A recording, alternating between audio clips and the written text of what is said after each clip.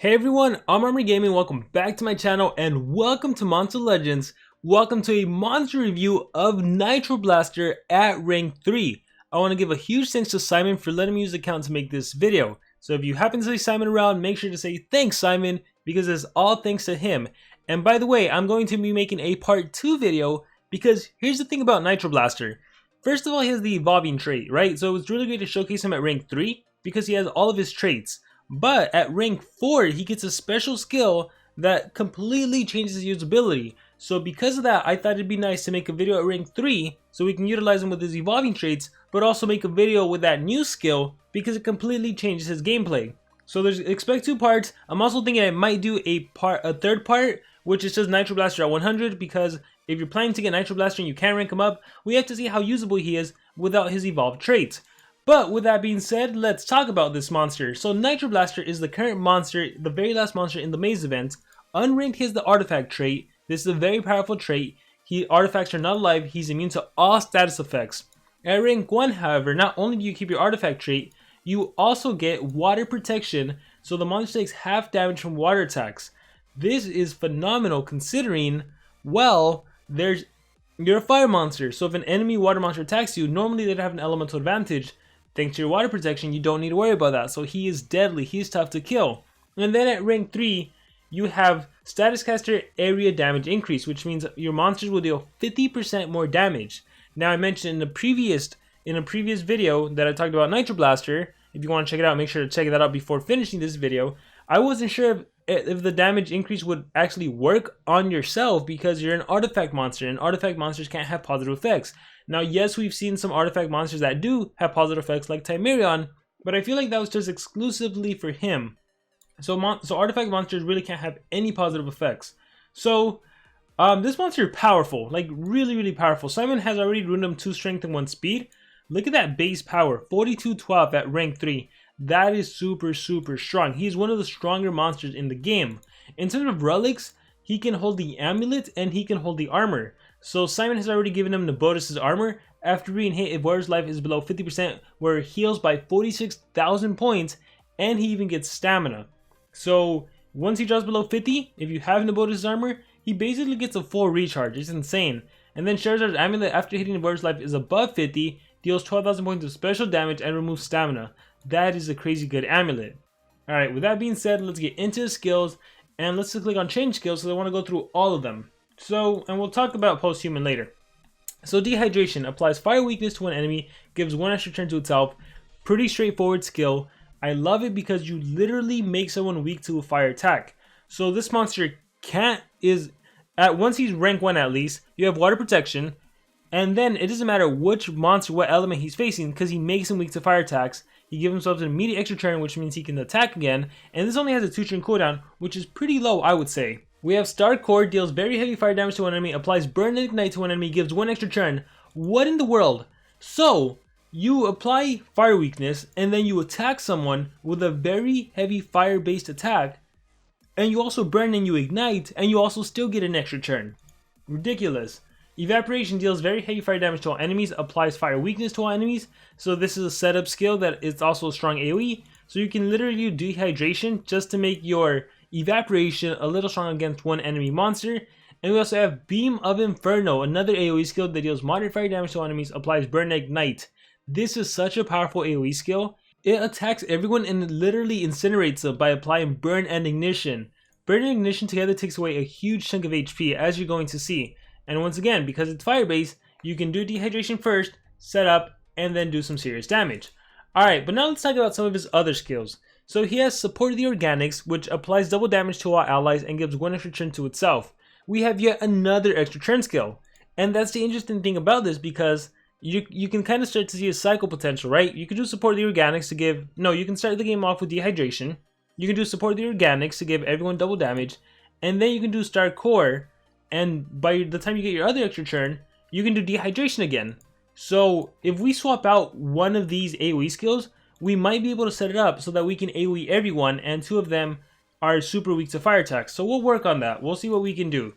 So Support of the Organics is interesting. Here's the thing though, because you have artifact, you can't give yourself the double damage. At least I think. We're gonna see if that's true or not.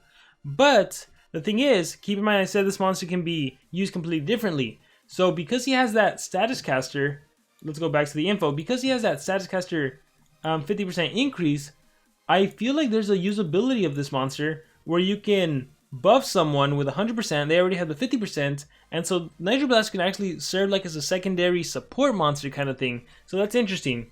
You and your friends deals moderate special damage to one enemy, then low damage to all enemies. You might be wondering, Armor, what's the point of this skill? The point of this skill is that you can attack those monsters that have dodge area, you can deal some damage to them, and then you can still AoE the enemies. We have Core Exposure, deals heavy special damage to an enemy, applies Sunburn to an enemy, gives 1 extra turn, another extra turn skill. If you want this monster to be a Voltic and have 4 extra turn skills, you can make him a Voltic and have 4 extra turn skills. And I think he can cycle. Let's see, 3 turn cooldown, 3 turn cooldown, 3 turn cooldown, and 2 turn cooldown. You might not be able to cycle completely. We'll test it out. We'll run Core Exposure. Look at the core, deals very heavy special damage to one enemy, applies Sunburn to enemies. This is another good skill where you single target but you AoE burn everyone. So this could help against dodge area monsters. It is a powerful skill. You don't really need special base attacks considering you have dehydration that makes any monster weak to fire weakness, but it's a skill worth keeping in mind because keep in mind you can just swap out as whatever fits. Burning Beam deals heavy fire damage, applies Burn Ignite. It's a weaker version of Star Core. However, look at that difference in stamina cost and cooldown. 19 stamina as opposed to 32. And you also give an extra turn. You also get an extra turn with Star Core. So let's keep going. Burn Baby Burn deals heavy fire damage to one enemy, applies burn and fire weakness to one enemy. Ignition Beam, heavy fire damage to one enemy. The only cool thing about Ignition Beam is the fact that it has a 0 cooldown. So if you do face a Chimeron, if you do face anyone that can activate cooldowns and they're faster than you got to bring that 0 cooldown skill.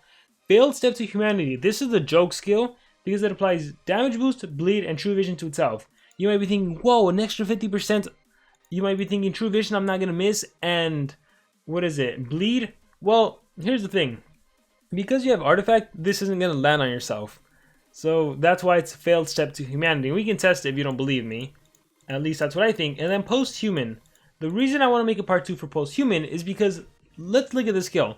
This disables trait on itself. You might be thinking, why would you want to disable a trait? You're going to lose your water protection. You're going to lose your artifact. Well, if you disable your trait and you're no longer an artifact monster, then you can use some of your other skills like failed step to humanity. But ignore that. What's amazing about this skill is that it applies Pierce. Do you remember what Pierce does? Pierce doesn't care about Megatons. It doesn't care about evasion. It doesn't care about any of that. You can literally pierce through that and still deal damage. And positive effects protection to itself. So you get to keep that Pierce. Then you activate all cooldowns on one enemy. So once again, it doesn't matter who you target, you are going to activate cooldowns. It is a guaranteed cooldown to activate. Doesn't matter if they have evasion, doesn't matter if they have skill mirror, doesn't matter what they have. It's a guaranteed cooldown activated on any enemy monster you want. This is a guaranteed evasion. It's awesome. So notice it doesn't deal any damage. So if you want to run Nitroblaster as a support monster and not as an attacker, that's when you start utilizing post-human, your 50% area trait skill. That's when you run support the organics for that double damage. That's where you set up for an attacker to deal some serious damage and after you've denied an enemy monster. So post-human is interesting, and that's why that skill specifically is going to get a separate video. But with that being said, I've talked a lot. Let's get into some actual PvP footage. Alright, and so we're going to start by taking on this team. So I'm just using Simon's default team, Madam Fusion, and Dun Raw. A very, very powerful team, especially because there's all of that evasion on the enemy team. So let's remove positive effects, and let's do Angelica Taught Me. So trait disabled. Let's disable positive effects, and Cane of Atlantis kicks in. Let's do Angelica Taught Me. Trait disable. Let's once again remove positive effects, and let's once again do trait disable. And in this case, I'm going to do your turn to turn transfer over to Nitroblaster, which I think is Simon's intention. Now once again, notice I don't have a damage boost, but my Den Raw has a damage boost, and at the start of the battle, my Madam Fusion had also that damage boost. So let's do this. Let's see how powerful I am. So this is my AoE skill that applies Burn and Ignite. It is very powerful. Here is Evaporation. This can actually, it's 50 damage. It's a 50 damage AoE. Insane. Wow. And then this is my single target attack. So because I can do dehydration, let me hit it on the monster with the most HP, which is actually it's not Thalassa. Well, she has a shield, so let's do it on Thalassa. right? And then I can do Star Core. Look at that incredible damage. Wow, but in this case, I actually want to do Evaporation to apply Fire Weakness to everyone because I get another turn in because I use a Turn Transfer monster. And then, let's see how powerful this is. Let's go ×1 speed. Beam of Inferno, 48,000. And on top of that, look, they have the burn, they have the ignition, they're weak to fire-based attacks. Wow, Nitroblaster is a killer. That was insane. That was so darn powerful. Here, let's spin the wheel. Hopefully we can get Simon some gems or some maze coins so he can get this rank 4 Nitroblaster sooner. Alright, let's do another battle. Who are we going to take on? Let's try taking on the middle base. So let's see how I perform against this base. We'll click Fight. And Tenacity Shield is active. Fun Dungeons. Good thing I have Artifact. Nothing hurts me. Awesome. So in this case, I am going to do... Let's see. Angelica taught me. What do I want to do? Let's just... So you have the taunt trait. Let's trade disable you because I don't want that getting in the way. So Angelica taught me trade disable. And excuse me. We also have to trade disable O'Reilly over there. And I think we're good to go.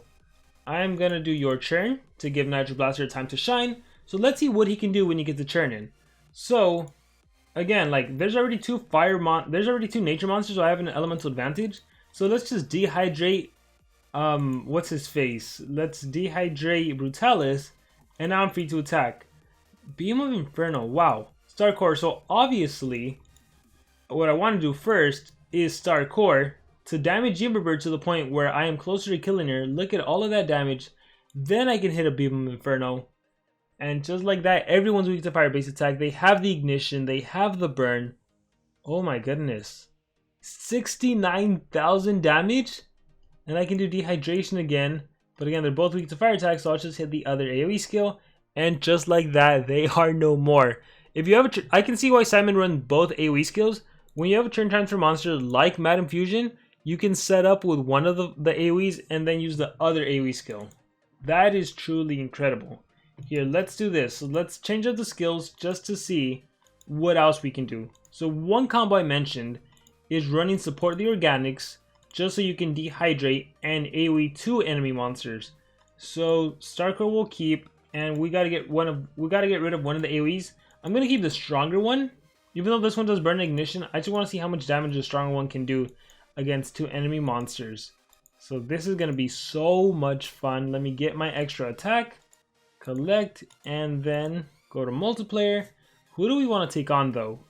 Who do we want to take on? Do we want to try a Charmless? Let's do not Charmless, sorry. Marquise, let's try him. Because this might be a little challenging. We'll click Fight, and we'll see how this goes down. So Deep Thoughts. Okay, so I have to first do excuse me to get rid of the Megataunt.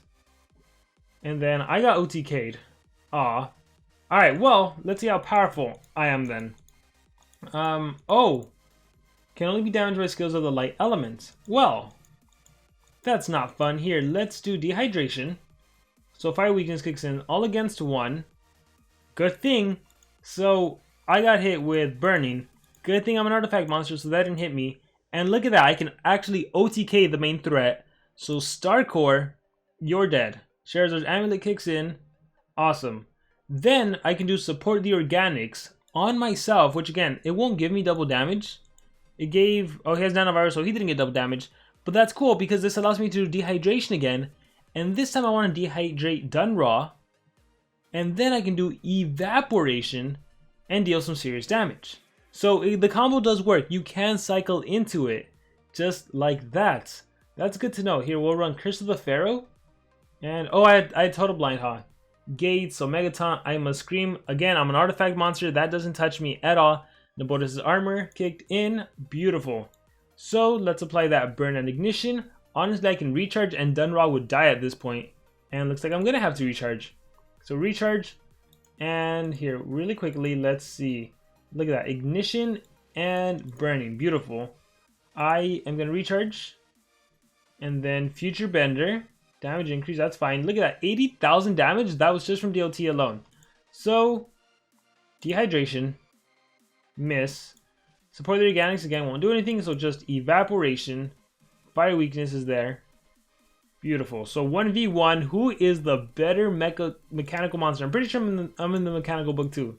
Recharge here. You get 2 turns in? Oh, I'm a screen. That doesn't do anything to me.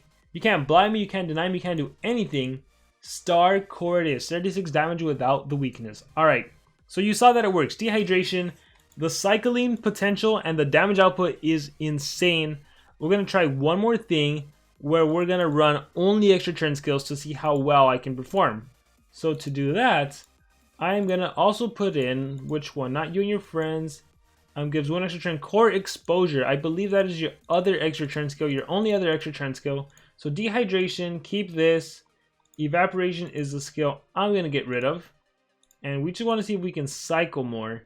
I think it would work better if this monster can hold a... If Simon had a relic that was a stamina, like gave him additional stamina, mutant stamina rune, that would work better. I think I'm going to have to do some not PvP, some dungeons before I get that other attack. So I will be back shortly. Okay, I found an interesting base to attack. I actually don't think I'm going to win it, which is kind of the reason I want to battle this base, just to see how it pans out. And the problem here is at Ragnarok, but let's see what happens. Archangel's Blessing, so he starts the game off with evasion. The problem is that you're a top monster, so let me do Angelica top me. So trade disabled. Demon's Flame. Okay, I might be able to pull it off. I don't need to do that. Your turn to myself, maybe? Let's see, let's do Excuse Me.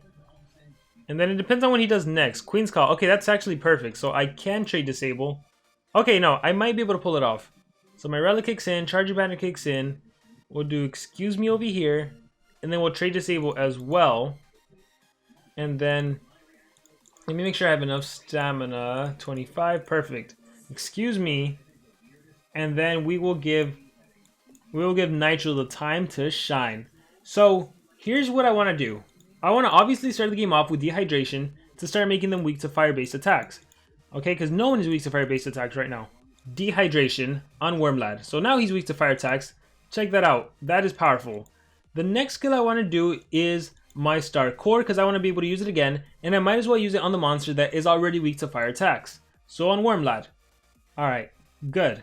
The next thing I want to do is run Core Exposure. So this can Sunburn. And then, because this doesn't do anything. So Core Exposure it is. Good. The next thing I want to do is Dehydration again. And I want to dehydrate the next monster. And then I can do Support the Organics. And check it out. I could actually do Star Core if I just had the stamina. So that combo does work. You're just going to need some mutant runes.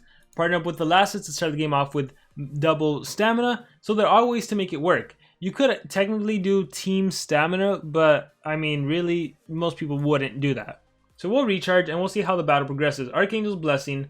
Darn it. He got Wormlad. Got rid of those negative effects are gone. Yeah. So I mostly wanted to show that it works, and to know that it works is so darn phenomenal. Yeah, that is great. I should have probably targeted Ragnarok instead of Wormlad. What do I do? What do I do? If I do any skills at this point, it'll just give Ragnarok extra turns, and he'll kick my butt. But it's good to know that it works. So we'll recharge, and we'll, let's see, take a Demon's Flame. That's fine. Look at that, 44,000, 45,000 almost. It was 44,907 on just DOT damage. So, you guys are really, hopefully in this battle, saw his potential, saw how much incredible damage output he can do. Again, I didn't go into this battle planning to win. I wanted to go into this battle more just to showcase what is possible. And here's the funny thing with Nitroblaster. If you face a Megatop monster, right, you could literally make the enemy monster... You can use Dehydration on the Megatop monster. Now they're going to be weak to fire-based attacks. And if you have an AoE, you are going to triple damage that fire-based monster. Because like you're hitting them with an AoE that's fire-based. And every single of those AoEs is going to have a 50% damage boost. What does this do? Share their plans. Gives anticipation to all allies. Applies curse and activates all cooldowns on one enemy. Gives 1 extra turn to one enemy. Oh, that's very interesting. So Denra and myself will have... So see, even this ult, I don't believe it'll work on myself because I'm an artifact monster, but let's try it out. So, first things first, share their plans. I made the enemy, anticipation is blocked. So unless I do post-human from skills group 4, it won't work out, right? So I literally gave Brutalis an extra turn, which actually really helps if he has the burning and the ignition and all that. And I gave all of my allies anticipation. So it's a very cool, interesting, awesome skill. Or awesome alt. I remember when it was first released, literally all of my monsters were gonna have anticipation, and all of the enemy monsters will get an extra turn, which meant like 9 extra turns. So even now the ultimate is very powerful, because if I had 2 allies alive, they would both get an extra turn, while just 1 enemy monster gets an extra turn. It's insane. Alright, what do we do? Let's just do Star Core. Bam! Burning and Ignite. Demon's Flame. That's cool with me. Oh look, I'm trade disabled. If I wanted to, now my things would work. So, let's just recharge. I want to see Queen's Call, and didn't make it. But, this has been a rank 3 showcase of Nitroblaster. I gotta say, I really love the monster. He is extremely powerful. He is so darn deadly. I am gonna change the skills back to what Simon wanted it. So Simon runs both AoE skills, and from what you saw in the previous battles, running both AoE skills definitely work, but you have a lot to choose from with this monster. You have a lot to use actually. So if you get Nitroblaster, be sure to use him. He's so strong. I definitely think you want him at least at rank 1 for that water protection. I should have taken on a water monster just so we can see that in action. But yeah, the damage increase, yeah, it helps your allies. You don't necessarily need him at rank 3 for the damage increase. Like, that's not the best thing. You do have ranked up skills, which is why Simon has some of the more powerful skills. So that is another reason you do want to rank him up. And then, like I said, there's going to be a part 2 for post-human, specifically this lock skill right here. With that being said, once again, I want to give a huge thanks to Simon for letting me use the account to make this monster review of a rank 3 Nitroblaster. If you haven't already, make sure you check out Simon's Discord. There's going to be a link in the description below. It's called Scribe's Theatrical Tea Party. So if you want to check it out, if you want to be a part of that community, I also have a video kind of explaining what's special about that Discord. And with that said, let me know your thoughts about everything in this video. What do you think about Nitroblaster? Who are you going to be going for in the maze? Nitroblaster or Iso? Any thoughts in the comments below. Thank you very much, and I will see you all next time.